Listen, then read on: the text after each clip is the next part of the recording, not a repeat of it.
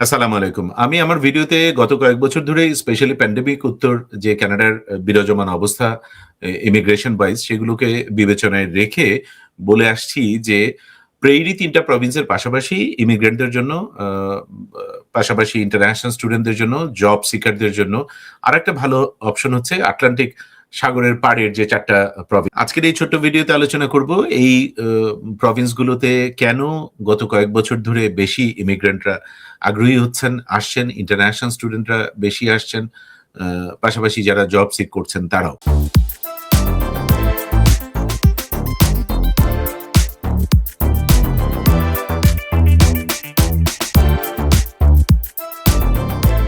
আপনারা জানেন এই প্রভিন্স ৪ টা হচ্ছে New Brunswick, Nova Scotia, Newfoundland and Labrador এবং Prince Edward Island. Newfoundland and Labrador প্রভিন্সটার বানানটা হলো নিউ ফাউন্ডল্যান্ড কিন্তু ওরা উচ্চারণ করে নিউ ফিনল্যান্ড।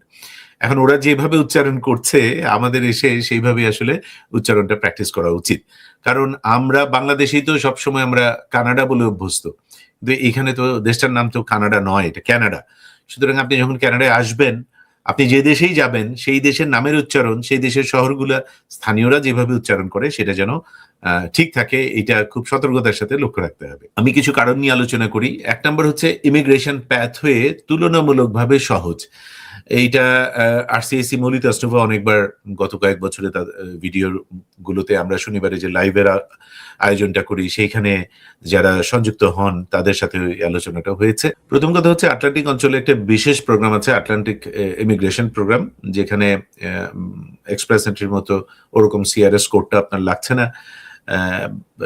এমপ্লয়ার থেকে যদি একটা জব অফার থাকে তাহলে পিআর প্যাথওয়েটা একদম স্ট্রেইট ফরওয়ার্ড সহজ হয়ে যাচ্ছে এবং এখানে ডেজিগনেটেড একটা বডিও দেয়া আছে যেখানে এমপ্লয়ারদের লিস্ট দেয়া আছে সেখানে গিয়ে আপনি জব খুঁজবেন। সো আটলান্টিক ইমিগ্রেশন সম্পর্কে একটু পড়াশোনা করুন যারা আগ্রহী। এটা একটা চমৎকার কায়দা হতে পারে আটলান্টিক প্রভিন্সে সপরিবারে পিআর হয়ে যাবার জন্য। ২ নম্বর হচ্ছে প্রভিন্সিয়াল নমিনি প্রোগ্রাম যেটা ওদের ৪ টা প্রভিন্স জুড়েই আছে। নিউ ব্রান্সউইকের পিএনপি প্রোগ্রাম আছে, নোভা স্কশার নমিনি প্রোগ্রাম আছে, প্রিন্স এডওয়ার্ড আইল্যান্ডের পিএনপি প্রোগ্রাম আছে এবং একই সাথে নিউ ফিনল্যান্ড আর ল্যাব্রাডরেও পিএনপি প্রোগ্রাম আছে। এগুলার ল্যাঙ্গুয়েজ কোডটা সাধারণত আ মানে এক্সপ্রেস এন্ট্রির মতো ওরকম একেবারে সিএলবি 9 ইকুইভ্যালেন্ট পেতে হবে সেটা না। কম স্কোরেও আপনি এখানে কোয়ালিফাই করতে পারবেন। এইটা একটা এবং মিড লেভেলের জব টিয়ার 3 ক্যাটেগরির জবকে যদি আপনি টার্গেট করেন, সেই জব অফার একটা পেয়ে যান। একটা মিড লেভেলের জব পেয়েও পিআর হওয়াও সম্ভব, আবার জীবনটা ওখানে সুন্দর করে যাপন করাও সম্ভব সপরিবারে। আটলান্টিক প্রভিন্সের একটা বড় ব্যাপার হচ্ছে যে এইখানে পপুলেশনটা এইজিং। এন্টায়ার ক্যানাডাই পপুলেশন এইজিং। কিন্তু অঞ্চল ভিত্তিক যেটার একটু বেশি করে প্রভাব আছে সেটার ব্যাপারটা এখানে আছে। তো যার ফলে health care, hospitality, uh trucking business, construction business, food service, retail এইগুলোতে একটা বড় রকম সুযোগ তৈরি হয়েছে। কারণ ওখানে গ্যাপ তৈরি হচ্ছে বলেই সুযোগটা তৈরি হচ্ছে। এই সেক্টরগুলোতে নিয়মিত দক্ষ কর্মীর চাহিদা থাকে এবং সেখানেই সুযোগ সম্ভাবনা থাকে যারা বাকি দুনিয়া থেকে এই প্রভিন্সগুলোতে আসতে চান তাদের জন্য। আমি একটু আগে বলছিলাম যে লিভিং কস্ট এখানে তুলনামূলকভাবে কম। মানে আপনি যদি অন্টারিও, টরন্টোর সাথে কিংবা ব্রিটিশ কলাম্বিয়ার বড় সিটিগুলা, ভ্যানকুভার সহ বড় সিটিগুলোর সাথে তুলনা করেন তাহলে অনেকই কম লিভিং কস্ট। সেইটা একটা বড় ব্যাপার। বিশেষ করে ইমিগ্রেন্টদের সবথেকে বেশি যেটা গায়ে লাগে সেটা হচ্ছে যে এসে বাসা ভাড়াটা। বাড়ি কেনা তো পরের অংশ। কিন্তু শুরুর যে বাসা ভাড়াটা তো সেইটা আপনাকে তো এখানে আর্ন করতে হবে, বাসা ভাড়া দিতে পারতে হবে। সেই জায়গাটাতে এটা একটা ব্যালান্সড অবস্থায় আছে। স্টুডেন্টদের জন্য, ইন্টারন্যাশনাল স্টুডেন্টদের জন্য এখানে স্ট্রেইট ওয়েতে পিআর প্যাথওয়েটা অপেক্ষাকৃত সহজ again compare to the other provinces. আপনি স্টাডিতে আসলেন, পিজিডব্লিউপি পেলেন, পোস্ট গ্র্যাজুয়েট ওয়ার্ক পারমিট এবং সেটার মধ্য দিয়ে আপনি মানে ওই সময়টা আবার জব করে সেটার মধ্য দিয়ে আপনি পিআর এর আবেদন করলেন ক্যানাডিয়ান এক্সপিরিয়েন্স ক্লাস হিসেবে।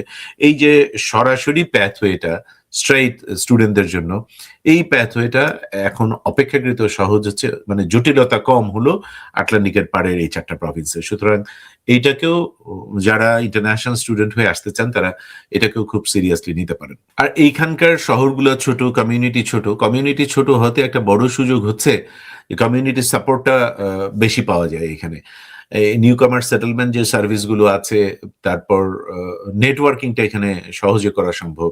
আমি এই সাম্প্রতিক সময়ে কথা বলছিলাম ওখানের একজন রিয়েল এস্টেট এক্সপার্টের সাথে, এবং সে আমাকে বলছিল যে আপনাদের এলাকায় মানে প্রেরি প্রভিন্সে আলবার্টায় এই প্যান্ডেমিক উত্তর পিরিয়ডে সব থেকে বেশি ইন্টার প্রভিন্সিয়াল রিলোকেশনটা হয়েছে, মানে কানাডার মধ্যের মানুষজন এদিকে এসছে সব থেকে বেশি, কিন্তু তারপরে দ্বিতীয় স্থানটাই হচ্ছে মানে আটলান্টিকের প্রভিন্স গুলোতে বেশি গিয়েছে। 1,00,000-এর উপরে এই সময়টায় ইন্টার প্রভিন্সিয়াল রিলোকেশনটা হয়েছে কানাডার মধ্য থেকে, যেটা উনি বলছিলেন। তো সেটাও কিন্তু অন্যতম কারণ কেন যাচ্ছে ওখানে, চাকরির বাজারের নেচারটা চেঞ্জ হয়ে গেছে প্যান্ডেমিকের পর থেকে। ওয়ার্ক ফ্রম হোম, হাইব্রিড কাজ ইত্যাদি, স্পেশালি ওয়ার্ক ফ্রম হোমের যে সুবিধাটা তখন থেকে পাওয়া গেছে, তখন অনেকেই চিন্তা করেছে আমি যেহেতু বাড়ির থেকেই কাজ করতে পারবো, আমি এই অনেক বড় প্রভিন্স গুলোতে আমি বাড়ি কিনতে পারছি না, আমি ওখানে গেলে 3 ভাগের 1 ভাগে মানে compare to Ontario, Toronto and British Columbia, Vancouver, আপনি তো 3 ভাগের 1 ভাগে ওখানে বাড়ি কিনে ফেলতে পারবেন, অর মিনিমাম অর্ধেকে আপনি নিশ্চিন্তে বাড়ি কিনে ফেলতে পারবেন। তো সুতরাং সেই সুবিধাটা অনেকে নিচ্ছে যে ওখানে আমার লাইফের লিভিং কস্ট অনেক কম, আমি বাড়ি কিনে ফেলতে পারবো, লাইফ আরো ওখানে কাম কোয়াইট রিল্যাক্সড, স্ট্রেস কম লাইফের, সেটা চিন্তা করে একটা বড় রকম ইন্টার প্রভিন্সিয়াল মুভমেন্টটাও হয়েছে। এবং এখন পর্যন্ত যেহেতু কমিউনিটি ছোট, লোক কম, সিটিগুলোর কমিউনিটিগুলো ছোট ছোট, মানুষের সহজেই একজন আরেকজনের সাথে পরিচিত হচ্ছে, পরিচয়টা ধরে রাখছে, বন্ডিংটা দ্রুত তৈরি হচ্ছে, এটা কিন্তু বড় একটা প্লাস পয়েন্ট আপনার নতুন জীবন শুরু করার জন্য। বড় শহরে গিয়ে আপনি হারিয়ে যাবেন, কেউ কাউকে চিনবে না, কিন্তু ছোট কমিউনিটির ছোট শহরগুলোতে সখ্যতা তৈরি করা, বন্ডিংটা তৈরি করা, দ্রুত তৈরি করা সম্ভব। এটাও একটা প্লাস পয়েন্ট এই প্রভিন্সগুলোতে যাওয়ার, এই প্রভিন্সের এই সিটিগুলোতে যাওয়ার জন্য। আরেকটা কারণ হচ্ছে কলেজ বিশ্ববিদ্যালয়ের ভর্তিটা অন্যান্য প্রভিন্সের তুলনায় তুলনামূলকভাবে সহজ।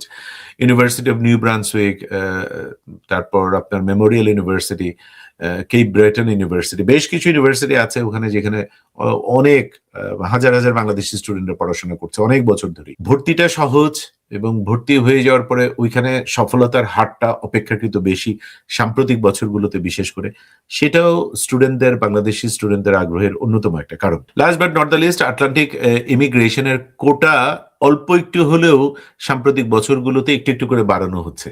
তো সেটাও আসলে একটু একটু করে জায়গাটা বড় করছে, অ্যাভিনিউটা বড় করছে ইমিগ্রেন্টদের জন্য, এন্টার ওয়ার্ল্ড থেকে যারা আসতে চান, and there lies the opportunity for the Bangladeshi immigrants as well.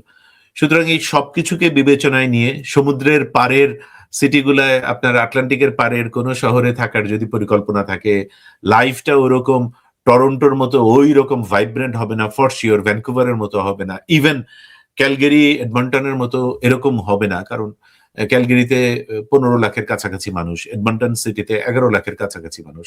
So লাইফটা ডিফারেন্ট হবে, কিন্তু ওই লাইফে যদি আপনার আগ্রহ থাকে এবং সার্বিক বিবেচনায় আপনার লিভিং কস্ট, জীবনযাপনের টোটাল যে কস্ট, ওখানে বাড়ি ভাড়া, অন্যান্য আনুষঙ্গিক যে খরচগুলো, সেইগুলো মিলে যদি এটা আপনার মানে অ্যাফোর্ডেবিলিটিটা যদি একটা বড় রকম কারণ হয়, তাহলে নিঃসন্দেহে আটলান্টিকের 4টা প্রভিন্স আপনার জন্য একটা ভালো ডেস্টিনেশন হতে পারে 2026-এর জন্য।